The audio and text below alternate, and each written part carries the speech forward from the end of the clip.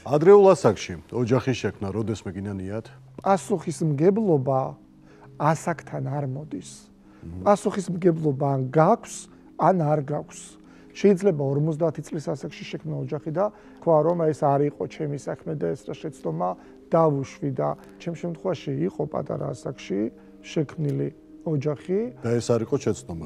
იცი რა არის, მე არ ვთვლი რომ ეს შეცდომა იყო, მაგრამ ბევრჯერ მინანია. და მინანია ის თქვამთ ამის შესახებ. რა თქმა უნდა, მე თამამად საუბრობ ყველა თემაზე, ჩემთვის ტაბუდადებული თემა არ არსებობს. მინანია, იმიტომ რომ მე მგონია რომ ბევრ რამეს ვაკლებ ოჯახს და შესაბამისად ზოგადად მგონია რომ მე ოჯახე ტიპი არ ვარ, ანუ ჩემი სფერო არ არის, თუმცა ეს არ ნიშნავს იმას რომ მე ოჯახი არ მიყვარს. მე იმდენს ვაკეთებ ჩემი შვილებისთვის, აი იმ ზრუნველი და ბჭყალებში მე ოჯახე მამები ვერტფრენით ვერ დამეწევიან.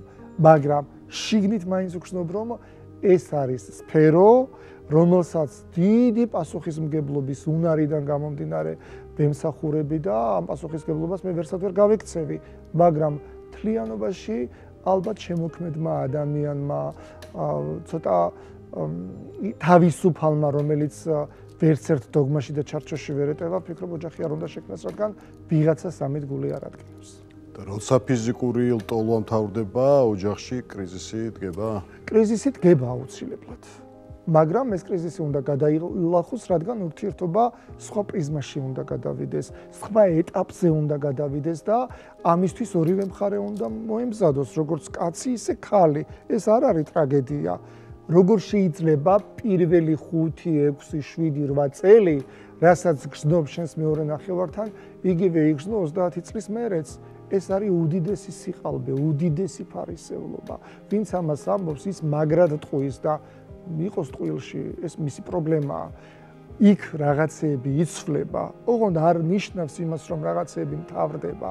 არა, გრძელდება, უბრალოდ სხვა ეტაპზე გადადის და იმ სხვა ეტაპს უნდა აყბე, უმტკივნეულოდ რომ მდგომარეობა შეინარჩუნო და რაღაცებში გადადის, მეგობრობაში გადადის, ერთგულებაში გადადის კიდევ. თქვენ რა ეტაპზე ხართ ამ შემთხვევაში? მე ვარ ისევ და ისევ ძიების ეტაპზე, ჩემო ნიკოლას. დაშორების პირას ყოფილ ხარ?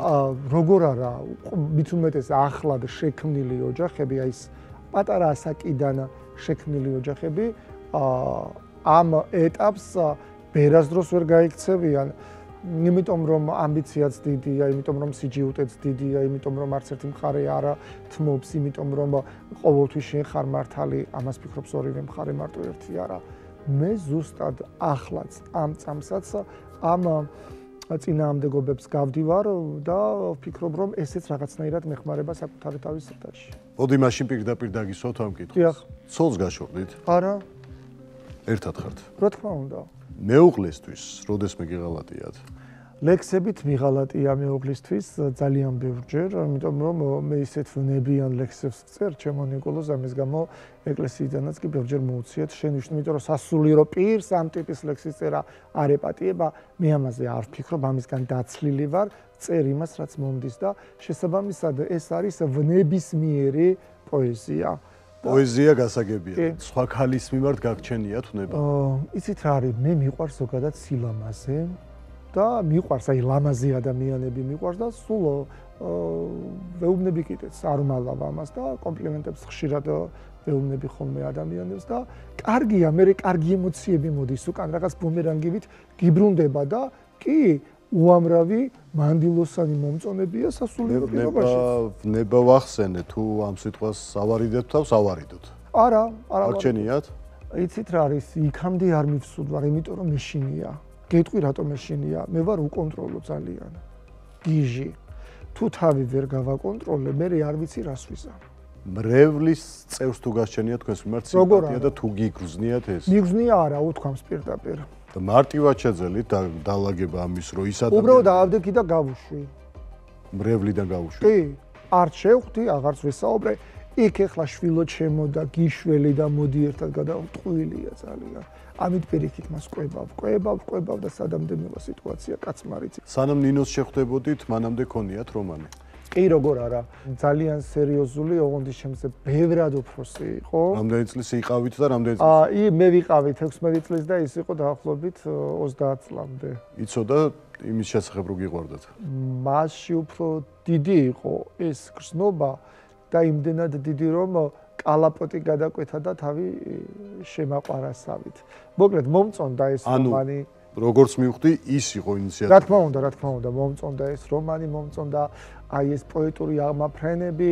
ჩვენ ხშირად ხვდებოდით ერთმანეთს, დავდიოდით რუსთაველზე ხშირად, ნიჭიერი იყო, გონიერი იყო, მსჯელობები მიყვარდა და ის ჩემზე ბევრად უფროსიც იყო და ბევრად მეტი გამოცდილება ჰქონდა და იმდენად კარგი იყო ეს პერიოდი, ამის შესახებ ვიცოდა ჩემმა მეუღლემაც და მოკლედ ვერ შედგა საბოლოოდ მაინც ჩვენი ურთიერთობები, იმიტომ რომ ასაკობრივი სხვაობაც ძალიან დიდი იყო და ფიქრობ აი საწყისი ეტაპი იყო ხიბლისმიერი და მე როდესაც ყველაფერი წყნარდება, ილექება, ღვინდება, შვიდდები. კი და მე აცნობიერებ რომ ეს იყო ეტაპი რომელიც დამთავრდა და ძალიან კარგი ეტაპი იყო. ბუნებრივია არ კითხავთ სახელსა და გვარს. რა თქმა უნდა. ცნობადი სახეა ეს კალაპოტი?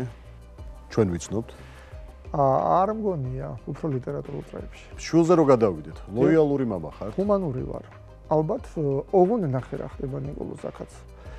როცა შენს მიმართ ადამიანი არის ჰუმანური, ლოიალური, გაძლევს არჩევანის თავისუფლებას, შენც უნდა გესმოდეს ამის ხარისხი, ამის დონე და ამისთვის უნდა იყო მზად. როცა შენ გაქვს არჩევანის თავისუფლება, ეს არ ნიშნავს იმას, რომ შენ ყველაფერი უნდა აკადრო შენს ოჯახს, მამას შენს და საკუთარ თავს. შვილს უსარგებლია ამით? კი, ძალიან ბევრჯერ უსარგებლია. რეაქცია თქვენი?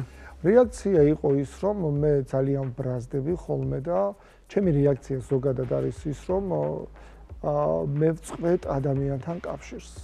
ყოველგვარი ახსნა გამარტებების, ყოველგვარი რაღაც სისულელეების გარეშე, იმიტომ რომ საჭიროა დაართული ახსნა გამარტებას იქ, სადაც არ ესმით, არც უნდა ისაუბრო. პირიქით უნდა ადგე და ქვისწერტილი დასვა. ბევრჯერ უსარგებლია და ბევრჯერ გული უტკენია ჩემთვის, მაგრამ სიმართლე გითხრათ, ეს გულის ტკენა მარტო მე არ შემეხვა, ალბათ შეეხო მასაც. ცხოვრება თვითონ მიგაყენებს კუთხეში და გასწავლის ჭკუას და ფიქრობ, რომ მეც ჩემს შვილსაც და გარშემო ყველას მაინც ცხოვრება გვასწავლის ჭკუას და ალბათ იმასაც ვინც მე თქვენი შვილისთვის თუ გიპატიებიათ ისეთი რამე, რასაც სხვის შვილს ვერ აპატიებთ. პირიქით ხდება ნიკოლოზ, ჩემს შვილს უფრო ვერ პატიობ, ვიდრე სხვის შვილს. მე ალბათ მივხვდით რა ფაქტიც ვიგულისხმე, თქვენმა შვილმა ჯვრის გარეშე გააჩინა შვილი. და არც აპირებს რომ ჯვარი დაიწეროს. ის უკვე სრულწლოვანია და თვითონ უნდა გადაწყვიტოს რა უნდა და რა არ უნდა ცხოვრებაში. ბუნებით მოძალადე არა ვარ. ვერ ვიტან, როცა ადამიანი ადამიანზე ძალადობს. ჩემზე ხშირად უზალადია. გული გეტკინათ, როცა ამ გადაწყვეტილებას. კი, როგორ არა. გული მეტკინა. იმიტომ კი არ მეტკინა გული რო არ იქა და ას იტყოდნენ სხვები? არა. ყველაზე ნაკლებად ეს მაინტერესებს. იგივე სამღვდელო პირები. საერთოდ არ მაინტერესებს საკუთარ ოჯახებს მე. ქვეს რამე? უთქვამთ, როგორ არა და ზურგს უკან სულ ჭოროობენ, მაგრამ იცი როგორ საერთოდ არ მადარდებს და არ მაინტერესებს, იმიტომ რომ იმ სამღვდელოების შვილები ჩემთან მოდიან და საოცარ ისტორიებს ვიყვებიან. სწორედ იმიტომ რომ საკუთარ მშობლებს ვერ უყვებიან. და მე მიხარია ეს ჩემთან მაინც რო იხსნებიან და უფრო დიდ სისულელეებს არ აკეთებენ.